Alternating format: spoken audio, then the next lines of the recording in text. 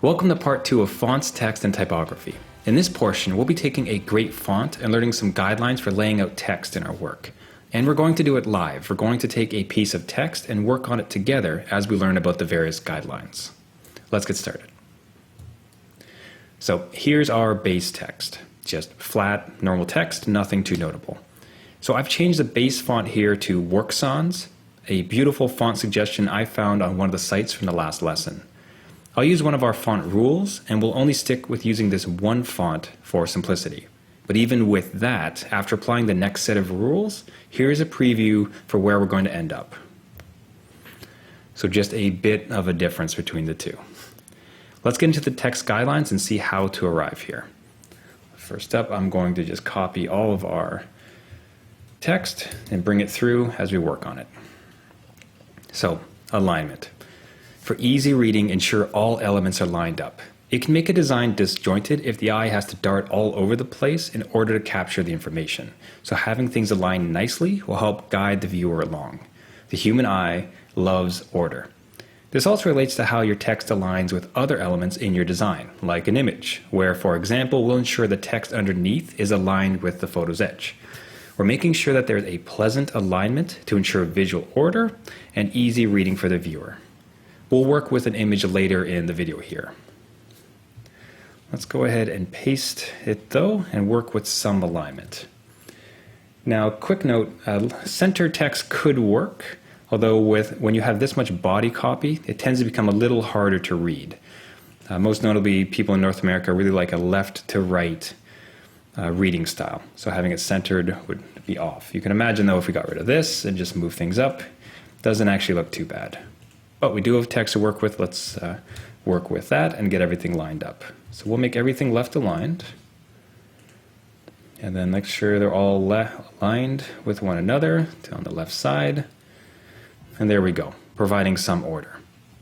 Again, along the same lines as the centering, you could have this centered on the right, although not if you have so much text. Let me just show you quickly what I mean here.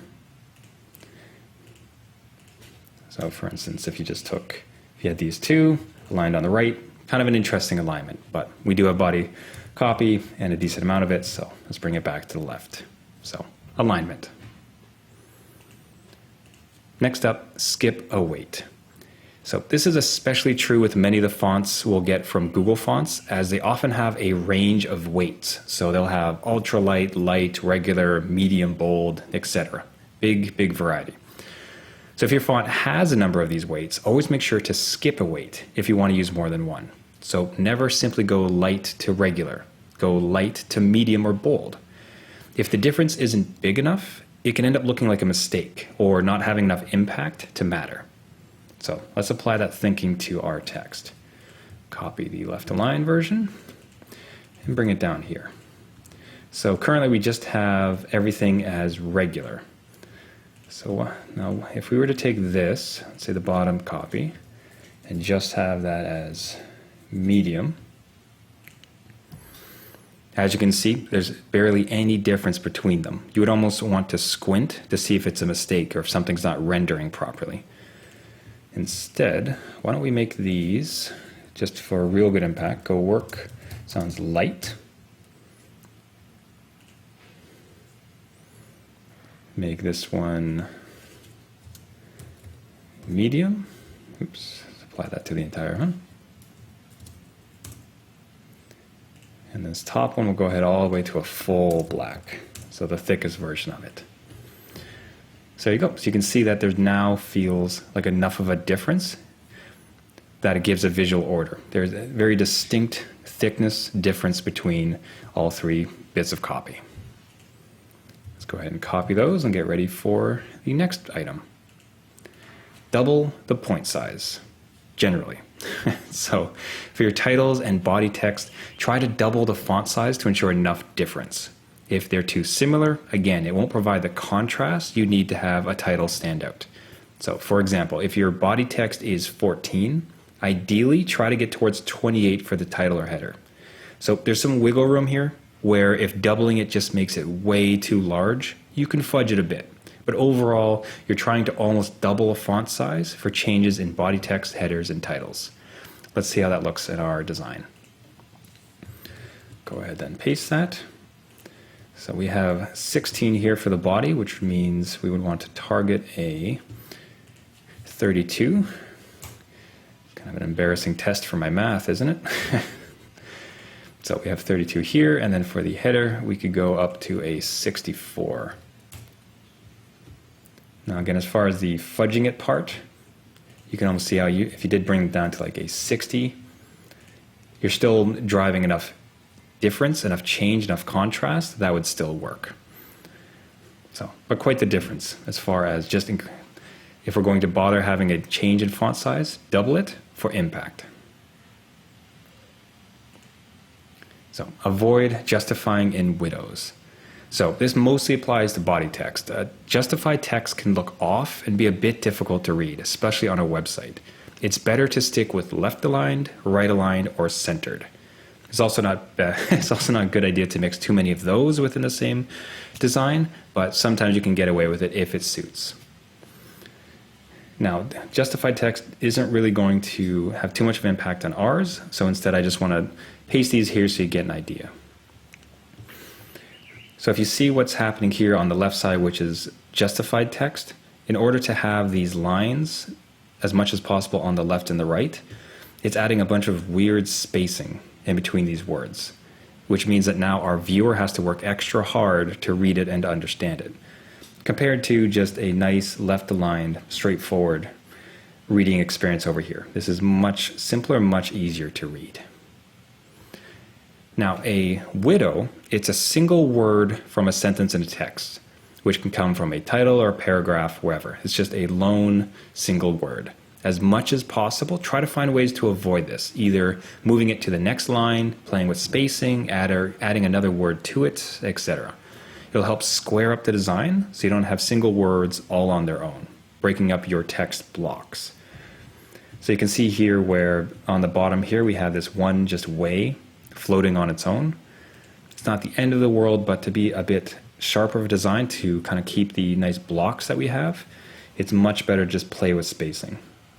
So in this case, if it was on its own like this, and if we had some extra space without ruining things, we could just kind of drag things over until we had the extra one. In addition to, if you want to take some of these other words and bring it down to the new line, just so that it adds to it, that's another way to solve it. But generally speaking, trying not to have any words left behind, no widows, as much as possible. So, visual hierarchy. So, with how we've already approached weights and font sizes, you've already see this start to come into effect. You'll always want to establish a visual hierarchy. So this means a couple things, but you can think of it as asking two questions. What's the most important and what belongs together? When you're arranging your text together, think about which part of the message is most important and what's the flow from there.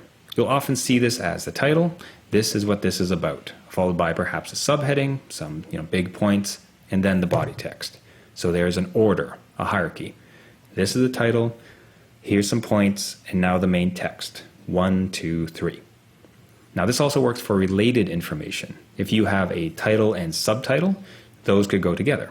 If you have a bunch of contact information, you could put all those together, creating an order, a hierarchy. So be thinking, what part of the message is most important? What order do I want them to be read in? And how can I make it easier for the reader or the viewer? So let's go ahead and copy our previous text. Already looking a lot more impactful with just the sizes and the weights. So visual hierarchy. So the parts here where I think it applies would be the titles. So we have the title and the subtitle, and we have the contact information. So why don't we separate these a bit to help with the visual order. So let's keep the titles together, and let's keep the contact information together. Now in this case too, I don't know that it benefits from too much extra spacing, so let's bring those up a little bit closer. So again, we're providing visual order, visual hierarchy, by keeping like information together. In addition, we've already applied some elements of visual hierarchy by having the title be this bold, this big. Here's clearly the second biggest, most important thing, the subheader, and then we get the text. 1, 2, 3. Like information staying together, titles and contact information. So white space, letting the text breathe. Sometimes called negative space, this can be one of the most impactful considerations we can have, ensuring that all the elements on your page have enough room around them and also between them. This will allow the viewer to focus to ensure that things aren't cluttered and to help it flow as well. Another way to let things breathe is with leading or line spacing, which means the amount of space between one line of text and the one below it. This is especially important in larger amounts of text, so it's a pleasant reading experience. You don't want to add so much that it feels disconnected, but adding some space can result in much, much better reading.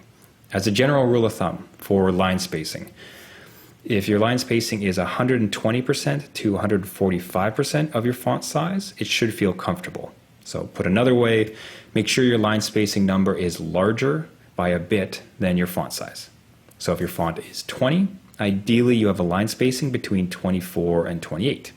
Now, in some programs like PowerPoint and possibly in Word as well, you can't enter a number like 24. But in the paragraph options, it allows you to increase or decrease the line spacing as multiples. So in these cases, you'd be looking to play around with between 1 and 1.5, which I'll be showing this here in a second. Let us grab our copy. Let's paste it in. Let's start with the line height. So I'm going to grab these two, this amount of text. We'll right click and get into paragraph. Now where this setting lives will vary depending on your program, but generally speaking, you're just looking for line spacing. Google's your buddy. Where in this program is the line space setting? But in this case here, as I mentioned, you can't get it by number, so we'll put it down into multiple. And let's try a 1.2. So that looks pretty nice. Although I think we can probably even pump it up to a 1.3 and give even more spacing. Let's bring that up. 1.3. Okay, let's do the same with the contact information. And again, we go into paragraph, line spacing, multiple, 1.3. Great. Now that extra spacing has reduced the space that we had added between the body text and the contact. Let's go ahead and just increase that again a bit. And there we have it, a much more pleasant reading experience. So it's much more impactful too if you jump back to what you had previously. And you can see how this almost feels crowded now, much harder to read than nicely spaced out as such. Let's go ahead and copy this and get ready for the next, which is legibility. So a design will do no good if it can't be read. You want to ensure that your text can be easily read without straining. Contrast plays a big role here, so making sure there's enough of a difference between your font and what it's on top of. You want to be careful with colors or grays with your text and make sure it doesn't make it too hard to read. Now it's just by way of example, we started out with just a flat black, so it's not a problem we necessarily were introduced to, but let's, by way of example, kind of make it too light. So we grab that copy, we'll go ahead and make it a, this to be a little bit more ludicrous. Here's a super, super soft gray. Illegible, really hard, we have to strain to try to make it out. What's kind of interesting is it's hard to read when it's this thin text down below and smaller, but it's not so bad when it's the title. However, we can go ahead and make that title hard to read, just to prove a point. In addition to some colors kind of don't work on top of one another. You can imagine trying like a yellow. That's not, not a bad effect, but it's definitely too faint. We'd have to strain and try really hard to read it. So again, if you try that same like yellow, trying that yellow here, it makes it next to impossible. Now, if we did want that as a gray, we'd want to make sure there's enough contrast to be able to still read it. Same with the contact copy below. So ensuring there's enough contrast and it's clearly legible. You know what? I don't think that's legible enough. I'd want that darker. Probably flat black. Contact to me is very important. Now, if you want to add a photo behind your text, be sure that either the text is in a simpler area and that the color stands out against it. So quick trick, if you have the perfect photo that you want to add text onto, but it's a bit hard to read, maybe it's a bit busy, consider adding color behind the text. And that can either be just a square of color that fits behind the text or one solid color over the entire photo with some transparency. Let's take that though and do in a couple examples. So for this, I'm just going to grab, for expediency's sake, I'm just going to take just the titles and work it on top of some photos. So here's a beautiful photo of a shoreline. Let's paste in our text. Now you can imagine if we put it into the bottom right here, immediately you can see very hard to read, right? Especially this gray against the rocks. The black isn't so bad, but even within here, the contrast isn't exactly where we'd want it. So we could grab those, instead bring it to like a simple area of the photo. And this can actually take part in your consideration when you're choosing photos. Does this photo have a nice area where I could place my titles? So this isn't too bad, but the contrast again could even be pumped up further to make sure it's really easy to read. So let's just go at flat white, which stands out really well against that blue. So good contrast, easy to read, nice title page. So let's grab these and bring it to the next. Now this photo here is very busy. Right, so no matter what color this text is, no matter where I bring it, it's going to always be illegible.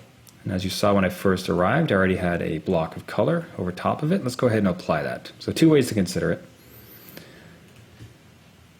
Just grab a square, draw it out. You know, one quick trick for this particular shape, or this, for this shape, if you grab the eyedropper tool and you grab colors from within the design or within the photo, you're more guaranteed that it's going to look great with it. So in this case, I grabbed the beach color. That's kind of interesting. We could also try it instead as take the eyedropper. You know, we can come over here to some of these nice looking blues. Kind of like this one here. Great. Let me get rid of the outline. We'll go send to back. Take the photo, send to back, and now it's super legible. Now we like photos and we like the impact that photos provide, so we can format the shape and we'll add some transparency here. Let's try like a 30, so we can still see some photo behind it. Not bad. I'm finding it a little bit difficult to read in some areas, so perhaps we bring that right down to a 20. So make it more opaque so we can see less behind it. But that works a little nicer. Beautiful. I'm kind of curious now. I want to see what it looks like with that beige. I find that design is a lot of just playing around.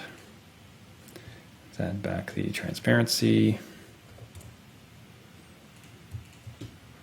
If you want to have the black text. Kind of interesting. I tend to prefer the blue though. Let's go back with that. Great. Now, if that doesn't quite work, or you don't like the way the box lays out, of course, you could just grab this, center it, and bring it into the middle. Align center. Go ahead and just drag that into the middle. Kind of interesting. But also, too, you could just take this same transparent color and stretch it over the entire image. Extra points if it's your brand color, of course. There you have it. So let's do this one more time, but this way with a photo just inside of the content. So let's take this one and let's apply all the rules we just learned one by one and see where we can arrive. Let's see. I'm going to just duplicate this slide so we can get a nice before and after. There we go. Before and after. So immediately, let's look at alignment. So we'll want to make sure it's aligned within the confounds of the image, although I think I first want to get them to the final sizing I want, and then we'll come back around to that. I think we'll also probably increase the size of the photo for a bit more impact. So that looks nicer. That's a good start. Okay, let's go through the rest of it. So let's skip a weight. So in this case, it looks like we're at Roboto Condensed and Roboto, which is not bad. So let's put the body copy as Roboto Light. We'll make the subheader here. Let's see if it has a medium. Yes, it does. Great. And now this is a different font altogether. So it's not as important to follow the weight convention because the style will differentiate it, give us our contrast. I would still like it a bit thicker though. So I'm going to add the bold at least to it. Very good. Now this copy here, let's bring this down to, let's call it a 15 perhaps. So we're now going to get into we skipped a weight. Now we're looking at double the point size. So if we have these as 15, we want this one to be 30. Which means this would be 60. Now I think it's going to be a little too large. So let's bring it down to perhaps 55. Let's see if we can get this to sit on one line. Nope. Might even try 53. There we go. Fudging quite a bit, but not too shabby. Now, visual hierarchy. Let's make sure that these things are together. So we'll get the title and subtitle. Keep the body content on its own, and then get the contact information. Now, in so doing that visual hierarchy, I've also applied some white space. If we look at spacing here, let's bring this closer to the photo. Not too close though. We want to make sure there's white space. And back to our original point of alignment, let's make everything line up a bit closer to the edges of the photo, so it kind of sits in nicely. Now this is going to let us increase the font size actually, which is nice. Maybe even up to an 18. A 16, I should say.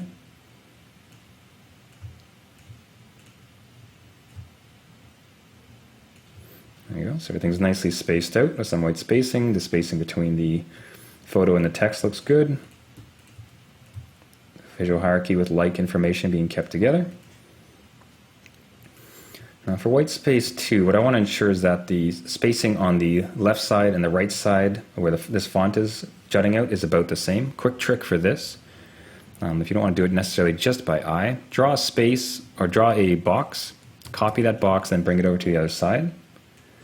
And now it gives you much better visual reference as to the spacing on each side. So in this case, I can see I have a little bit of space to work with where I'd want to move it over.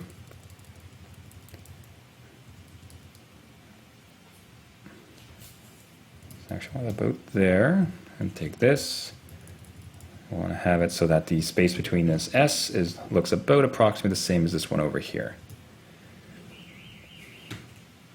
And if you want to be more sure about that, you can come back, readjust, copy, paste, bring it to the side. It looks like I can edge it a little bit more over.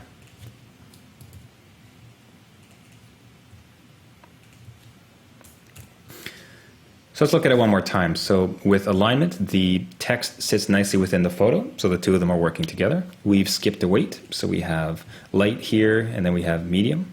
On the header, though it's a different font, we still want it to be a jump, so we've made that bold. We doubled the point size, so the body copy is 16. We fudged it a bit, making this subheader only into the 30, and even fudged it further with the 53. So at least there's enough difference in the font sizes to be impactful.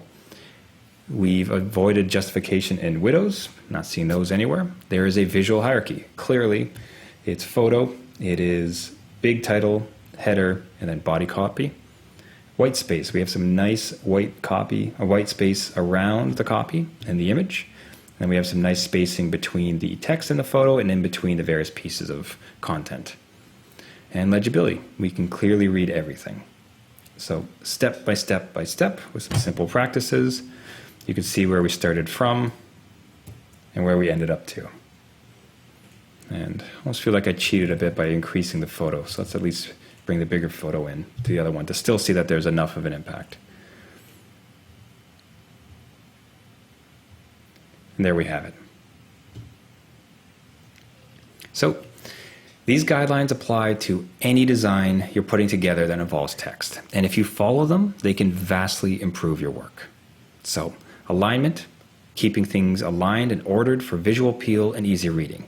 Skip a weight, so there's enough contrast between the thickness of your fonts if you're using bold, regular, light, etc. Double the point size, ensuring there's enough difference between your sizes and assist with the visual hierarchy. Avoid justifying in widows. Simply put, don't justify your text and try not to have any lonely single words. Visual hierarchy. What is the flow? What's the most important thing for your target? What's the next? And what's the next? Also group like pieces of information like contact information, titles, etc. White space, letting everything breathe. So spacing around the content, spacing between the content, spacing within the content with line heights, etc. And legibility, ensure your text can be easily read. Whether it's just against a simple background or image, ensure there's enough contrast.